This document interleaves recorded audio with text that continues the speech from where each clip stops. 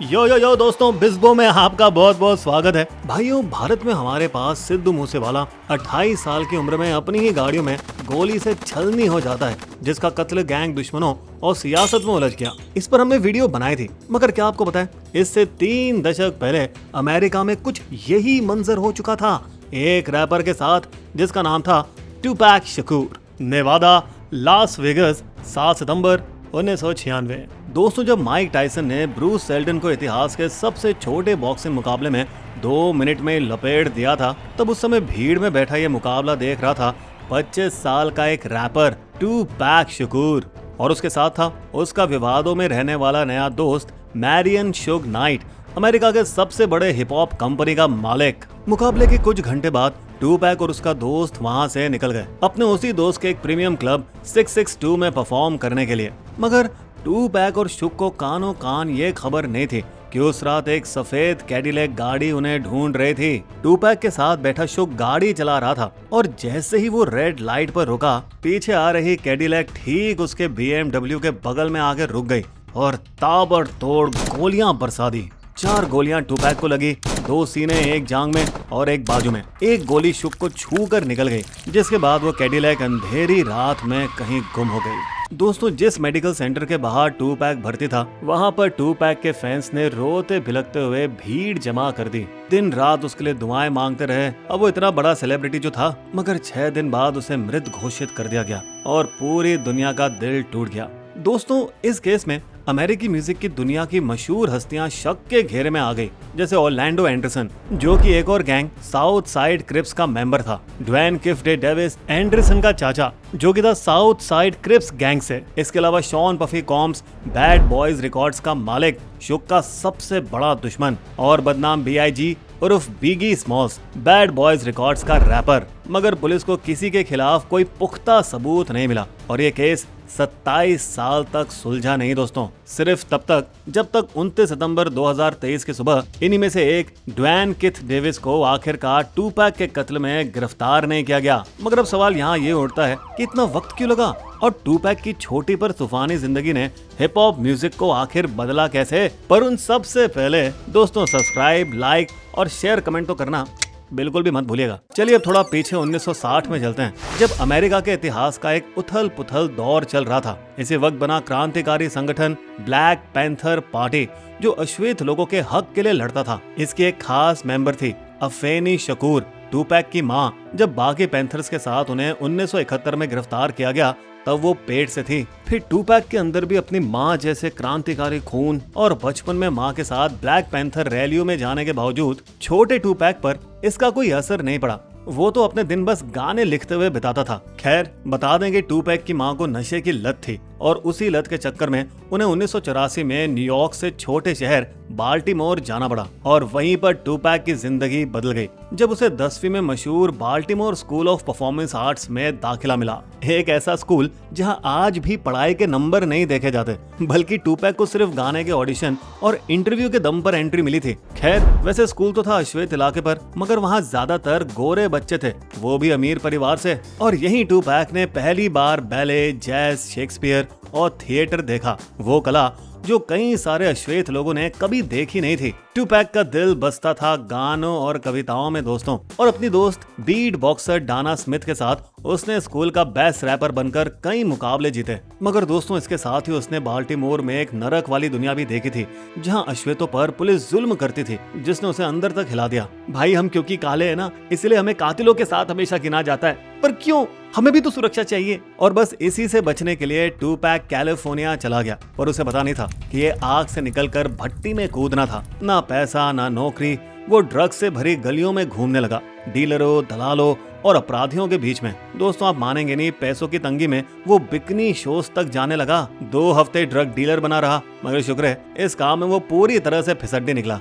दोस्तों, आपको बता दें कि उसने इसी दुनिया से वो जुबान सीखी जो आगे चलकर उसके मशहूर गानों की पहचान बनी। फिर उसके हालात तब बदले जब एक दोस्त ने उसकी मुलाकात कराई एक बड़े आदमी एड्रॉन ग्रेगरी से, जो उस इलाके के hip hop group digital underground का मुखिया था। ग्रेगरी को टूपैक का एक गाना बड़ा पसंद आया और उसने उसका एक डेमो टेप बनवाया, जो कि हाथों हाथ बिकने लगा। फिर ये बात पहुंची करोड़पति इंटरस्कोप रिकॉर्ड के मालिक टेड फील्ड की बेटी के कानों में। फिर क्या, उस करोड़पति ने टूपैक को अपने ऑफिस बुलाकर उसके जिंदगी का सबसे बड़ा मौका दिया और यहीं से बना उसका पहला धमाकेदार एल्बम टूपैक लिव्स नाउ। फिर जो पुलिस का जुल्म उसे चुभ रहा था ना, वो उसने ट्रैप्ड जैसे गानों में निकाला। बता दें टूपैक लिव्स नाउ की 5 लाख कॉपियां बिकी और इंटरस्कोप कंपनी रैप की दुनिया का सबसे बड़ा नाम बन गया। मगर दोस्तों इसके साथ मुसीबतें भी आई जब उसके एल्बम से प्रेरित होकर एक अश्वेत आदमी ने टेक्सास के एक पुलिस अफसर को गोली मार दी, जिसके बाद अमेरिका के खुद उपराष्ट्रपति डैन क्वेल ने उसकी कड़ी निंदा की। ऐसे गानों को हमारे समाज में कोई जगह नहीं मिलेगी। वैसे टूपैक मानता था कि इसी गुस्से की वजह से ओकलैंड में उसे पहली बार बेवजह रोका गया। तुम्हें सड़क पर नहीं चल सकते, अपनी औकात में रहो, चलो आईडी दिखाओ। क्यों दिखाऊं? नहीं दिखाऊंगा, भाड़ में जा। बस पुलिस के लिए इतना ही काफी था। उन्होंने उसकी गर्दन दबोची, चेहरा जमीन पर रगड़ दिया, हथकड़ियां लगाई और इल्जाम ठोक दिए। किस लिए? गलत तरीके से चलती रोड पर चलने के लिए। खैर बाकी अश्वेत नौजवानों से अलग टूपैक चुप नहीं बैठा। उसने ओकलैंड पुलिस पर 1 करोड़ का मुकदमा ठोक दिया, लेकिन फिर बाद में समझौता कर लिया गया। जब पुलिस पैसे देने को राजी हुई तो टूपैक बस $42,000 में मान गया, क्योंकि ये काफी पैसे थे जिससे उसने अपने वकील की फीस भरी और एक गाड़ी भी खरीद ली। फिर हमारे मशहूर टूपैक को मिला 1952 की क्राइम थ्रिलर मूवी जूस में एक्टिंग करने का मौका। दोस्तों उसका रोल था एक भटके हुए गरीब सन की अश्वेत टीनेज रोलैंड बिशप का, जो कि उसका एक बहुत ही बड़ा गलत फैसला था, क्योंकि उसे तारीफें तो मिली मगर गोरे दर्शकों की नजर में उसकी छवि और भी खौफनाक हो गई। मगर इसके साथ ही साथ टूपैक हॉलीवुड में अब घर घर में बच्चों की जुबान पर था। फिर फरवरी 93 में आया उसका दूसरा एल्बम स्ट्रिक्टली फॉर माय निगास और उसी साल उसे एक और फिल्म में लाया गया, पोएटिक जस्टिस। दोस्तों फिर एक दिन शूट के दिन वो एक गाना सुन रहा था, पार्टी एंड बुलशिट, जो कि ब्रुकलिन के एक उभरते रैपर बिगी स्मॉल्स का पहला गाना था, जो कि उस समय बैड बॉयज रिकॉर्ड के साथ काम कर रहा था। उस समय तक टूपैक को पता नहीं था कि उसे खुद बिगी देख रहा है, जो इत्तेफाकन उसी दिन लॉस एंजलिस दौरे पर वहां पहुंचा हुआ था। भाई मुझे फक्र है, तू मेरा ही गाना सुन रहा है? अरे यार जबरदस्त गाना है, अब मुझे बहुत पसंद आया। बस यहीं से बनी टूपैक और बिगी की वो मशहूर दोस्ती। हालांकि आगे चलकर यही बिगी टूपैक के कत्ल का एक आरोपी बना। दोस्तों इन दोनों भाइयों की दोस्ती गहरी होती गई और बिगी ने एक दिन टूपैक से कहा, टूपैक यार तू मेरा मैनेजर क्यों नहीं बन जाता है? अरे नहीं यार, अभी जो तेरा मैनेजर है ना वही सही है। दोस्तों उस समय हालात ऐसे थे कि अश्वेत रैपर्स का हुनर सबके सामने आ रहा था, मगर इसके बावजूद भी पुलिस इस पूरे अश्वेत समाज को ठग कहकर ही बुलाती थी। टूपैक को लगा इसका सबसे करारा जवाब है इन्हीं शब्दों को अपना लेना, और यहीं से जन्मा वो मशहूर नारा ठग लाइफ, जिस पर आज मीम्स बनते रहते हैं। मगर जब उसने इस नाम का एल्बम निकाला तो फिर से उपराष्ट्रपति का गुस्सा फूट पड़ा। किसी भी जिम्मेदार कंपनी के लिए ऐसा गाना निकालने की कोई वजह नहीं होनी चाहिए। यही नहीं, अश्वेत समाज के सम्मानित नेता ने भी टूपैक को भला बुरा कहा। पहले कभी किसी ने संगीत का इस्तेमाल खुद को तबाह करने वाली हिंसा बेचने के लिए नहीं किया। इसी दौरान टूपैक के औरतों को नीचा दिखाने वाले गानों की भी बहुत आलोचना हुई और अब टूपैक को घेरा देख जो औरतें बरसों से चुप थीं, अब बोल पड़ी। We tired of being called hoes and bitches. दोस्तों एक फैन ने तो टूपैक और उसके दोस्तों पर 1993 में न्यूयॉर्क के एक होटल में जबरदस्ती करने का इल्जाम भी लगाया, जिससे टूपैक ने इनकार किया और ये कहा ये सब रजामंदी से था, और वो जो टेप जिसमें लड़की दिलचस्पी साबित कर रही थी पुलिस ने उसे मिटा दिए। उसी की गवाही के दम पर टूपैक पर फर्स्ट डिग्री का आरोप लगा, मगर वो बाद में $50,000 की जमानत पर रिहा हो गया। टूपैक को लगा उसके साथ ऐसा सिर्फ इसलिए हो रहा है क्योंकि वो काला है, मेरा मुकदमा एक आम नागरिक की तरह नहीं चलाया जा रहा। मगर इन सब आरोपों के बावजूद अश्वेत समाज टूपैक के साथ हमेशा खड़ा रहा और उसे स्टूडियोज से गानों के ऑफर आते रहे। जैसे नवंबर 93 में क्वाड स्टूडियोज के प्रोड्यूसर लिटिल शॉन ने उसे बुलाया। ए पैक आजा, साथ में कुछ लाइनें रिकॉर्ड करते ना यार। टूपैक अपने 3 दोस्तों के साथ बिल्डिंग में घुसने ही वाला था कि उसे जानी पहचानी आवाजें सुनाई दी, बिगी की भी, जो अपने ग्रुप जूनियर माफिया के साथ प्रैक्टिस कर रहा था। लिफ्ट की तरफ बढ़ते हुए टूपैक ने लॉबी में एक आदमी को देखा जो हेड से अपना चेहरा छुपाए बैठा था, और जैसे ही टूपैक लिफ्ट में घुसने वाला था उसी आदमी और उसके साथी ने उसे लूटने की कोशिश की। टूपैक ने उसका विरोध किया, लेकिन उन्होंने उसे 5 गोलियां मार दी, 2 सिर में, 2 कमर के नीचे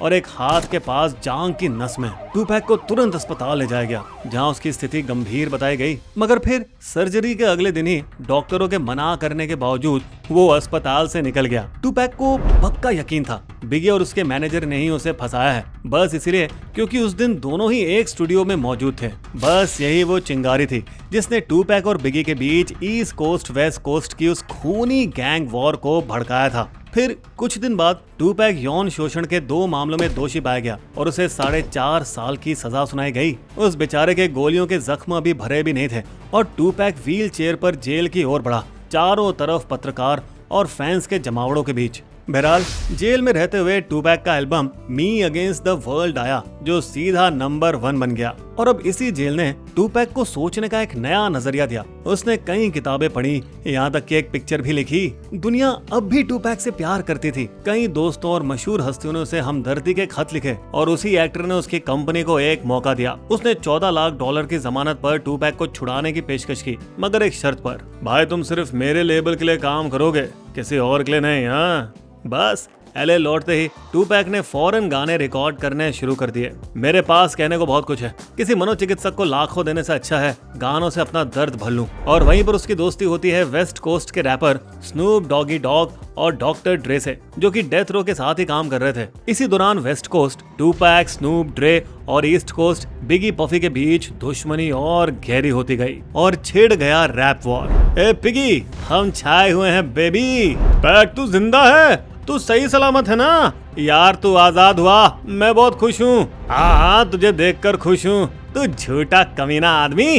फिर जून 1996 में बिगी के हु शॉट या के जवाब में टूपैक ने दागा एक जहरीला ट्रैक हिट एम अप, जिसमें एक दूसरे को खत्म करने की धमकियां थी। इसने ईस्ट वेस्ट की जंग को और भड़का दिया। न्यूयॉर्क और एलए में दोनों गैंग्स के बीच की गोलीबारी की खबरें अब हर कुछ दिनों में अखबार में आती रहती थी। और दोस्तों विडंबना देखिए, उसकी मौत से ठीक कुछ दिन पहले एक गाने की शूटिंग में उसने खुद एक सीन फिल्माया जिसमें उसे कई गोलियां लगती हैं और वो एम्बुलेंस में दम तोड़ देता है। इसके बाद वो सफेद सूट में स्वर्ग पहुंचता है Billie Holiday, Jimi Hendrix, Louis Armstrong और माइल्स डेविस के साथ एक महफिल में गाता है। टूपैक की मौत के 2 महीने बाद उसका पहला album Don Killuminati the 7 day theory आया, जिसमें उसके कई गाने थे। पर दोस्तों आपको क्या लगता है, टूपैक ने खुद अपनी मौत को बुलाया था? क्योंकि बॉक्सिंग मुकाबले से ठीक पहले जब टूपैक अपने साथियों के साथ MGM ग्रैंड होटल पहुंचा तो उसके एक साथी ने उसके कान में फुसफुसाया, पैक देख ये वही क्रिप्स वाला है जिसने शुक को दिया वो मेडल चुराया था।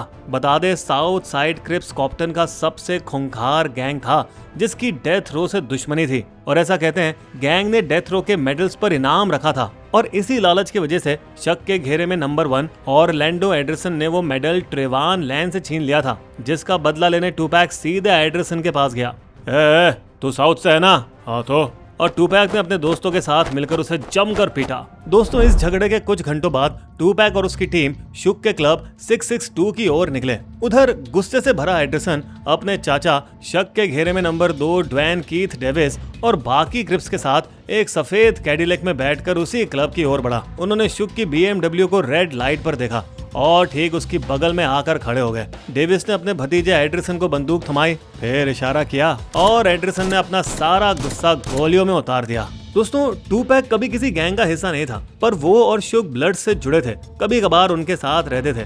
दोनों गैंग कॉप्टन के थे, एलए का दक्षिणी इलाका जहां ब्लड्स और साउथ साइड क्रिप्स जानी दुश्मन थे। टूपैक की मौत के बाद के दिनों में दोनों गैंग के बीच 12 बार गोलीबारियां और 3 मौतें हुई। और जैसे कि उम्मीद थी, सबसे बड़े रैपर दुश्मन बिगी भी टूपैक के कत्ल से जुड़े होने की अफवाहें उड़ी और इसकी कीमत उसने 7 महीने बाद चुकाई जब वो भी टूपैक जैसे मारा गया। उसे भी 4 गोलियां लगी, ठीक उतनी ही जितनी टूपैक को लगी थी। और बता दें बिगी का कत्ल आज तक सुलझा नहीं। दोस्तों 1 साल बाद अगस्त 97 में शक के घेरे में नंबर 1 एंडरसन ने मुकदमा किया, टूपैक और डेथ रो वालों ने मुझे पीटा।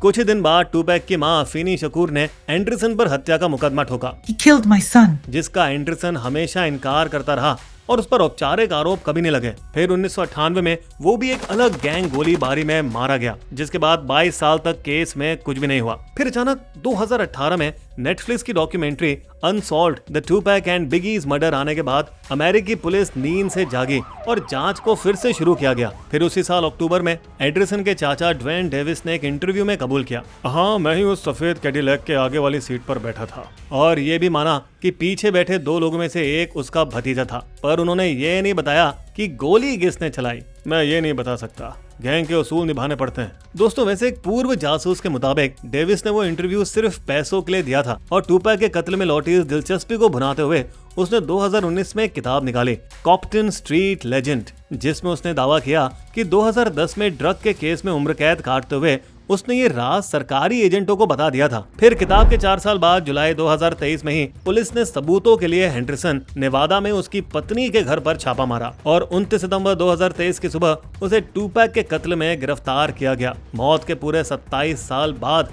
दोस्तों टूपैक शकूर की विरासत आज भी जिंदा है। वो आज भी केंड्रिक लामर, लिल वैन, कान्ये वेस्ट जैसे कई रैपर्स की प्रेरणा है। 2026 तक डेविस जेल में बंद है और मुकदमे का इंतजार कर रहा है और अब अगस्त 2026 में यह केस दोबारा खुलेगा। टूपैक की मौत के लगभग 30 साल बाद मजे की बात, अपने ही पुराने कबूलनामे के बावजूद अब उसने खुद को बेगुनाह बताया है और कत्ल में किसी की भूमिका से इनकार किया है। दोस्तों वैसे आपके क्या विचार हैं इस टूपैक की मिस्ट्री के बारे में? कमेंट करके हमें जरूर बताइएगा। हमारे वीडियो कंटेंट के सोर्सेस आपको डिस्क्रिप्शन में मिल जाएंगे।